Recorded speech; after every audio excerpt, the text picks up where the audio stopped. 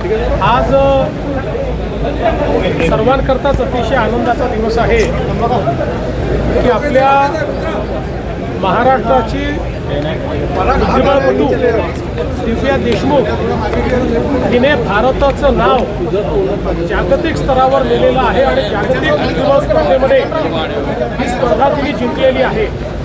आणि म्हणूनच आज तिचा महाराष्ट्र शासनाच्या वतीनं नागरी सत्कार आपण केला। 3 कोटी रुपये महाराष्ट्र शासनाने तिला ही स्पर्धा जिंकल्याबद्दल पुरस्कार दिलेला आहे।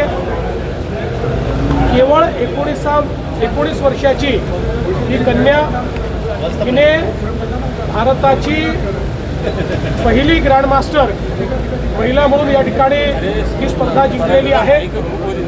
आणि खऱ्या अर्थानं पुढच्या काळामध्ये तिच्याकडनं भारताला खूप अपेक्षा आहेत।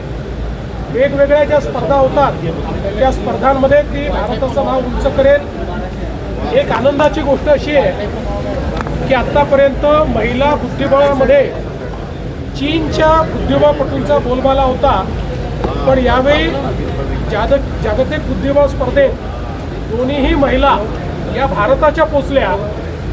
पुणेरी हंपी आणि आपली दिव्या देशमुख आणि दिव्यानी ही स्पर्धा जिंकलेली आहे। नागपूरकर असलेल्या दिव्याचा आणि महाराष्ट्राची कन्या असलेल्या दिव्याचा आम्हाला अभिमान आहे आणि म्हणून